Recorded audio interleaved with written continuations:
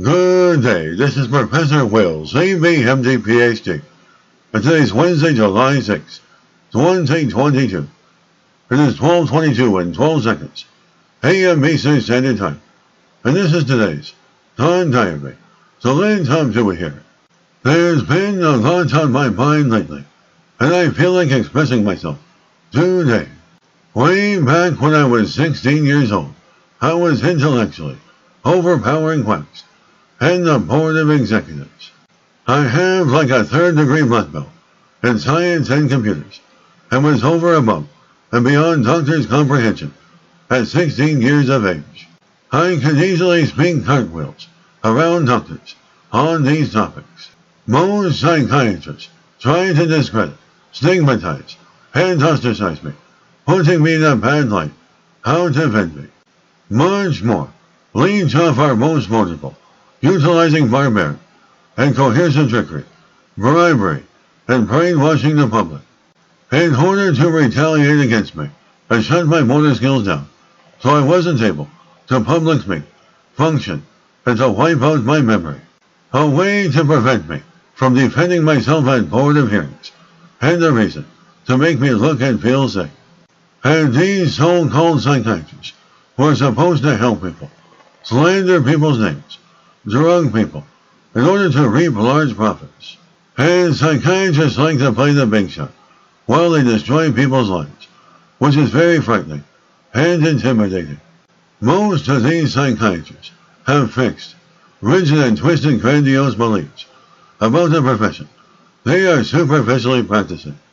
They are brainwashed and follow the American Billing Bible, called the DSM, Diagnostic Statistical Manual, quack study, to falsely diagnose people. The DSM is a fabricated book of diseases psychiatrists and pharmaceutical companies created to reap large profits and make a profitable business by defrauding the public.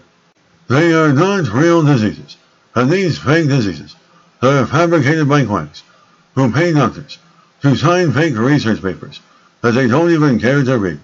And these doctors are called ghostwriters, and they provide fraudulent research papers in order to make the pharmaceutical companies and psychiatrists look like real medical doctors, and then falsely medicalizing everything, creating a DSM of fake diseases that are voted in by groups of superficial, quack psychiatrists who know nothing about science or medicine. The entire psychiatric community is a scheme and fraud, and they make themselves look credible by calling themselves medical professionals. A superficial label, which is really convincing to the public and mainstream media, especially movies, newspapers, and television, which creates a false and superficial influence and fixed belief on our younger viewers, and even has the power to influence adults. I am in my mental 40s and told all this to the board of executives, nurses staff, and psychiatrists when I was only 16 years old. I am like 6'4", and it is known in scientific studies that taller humans have bigger brains, higher IQs, and extensive amounts of special growth hormone that make all that possible. It is also known in historical scientific studies that taller humans were the dominant ones with the ideas to develop Stone Age tools. I am the ultimate alpha male and always found myself surrounded by a lot of women.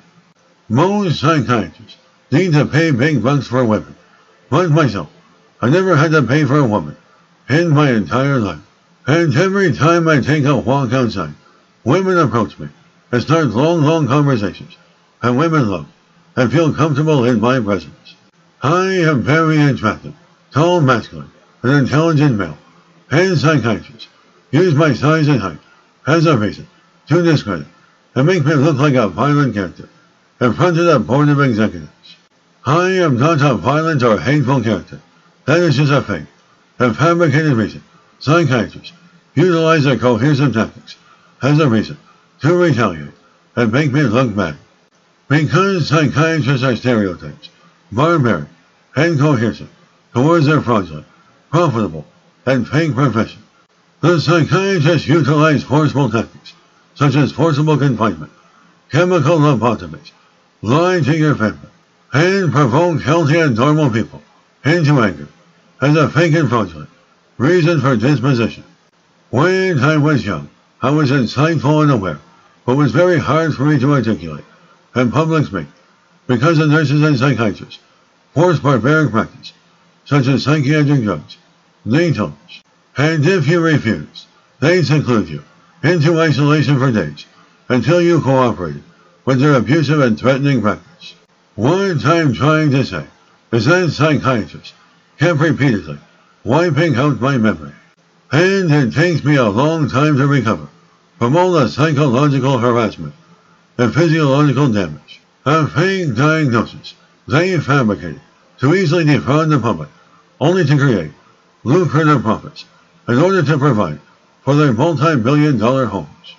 Furthermore, quacks sit on a lazy man's chair, prescribing drugs, while legit citizens are out working real jobs, making an honest living. Most of these quacks can't even touch their own toes, yet they are trying to force health advice onto others. That is because healthcare is a Ponzi scheme that utilizes extortion in order to manipulate their victims and force the people to take life-threatening drugs. Most will tolerate defamation of character on a regular basis, like it is a God's given truth. Overall, quacks playing God and toying with very dangerous drugs, gambling people's lives for profit. They also play the adversarial game, using words as weapons. The psychiatrist should be prosecuted for crime against humanity and locked away in jail for the rest of their miserable lives. In my generation, that being Generation X, we need to demonstrate a greater beacon for the younger generation.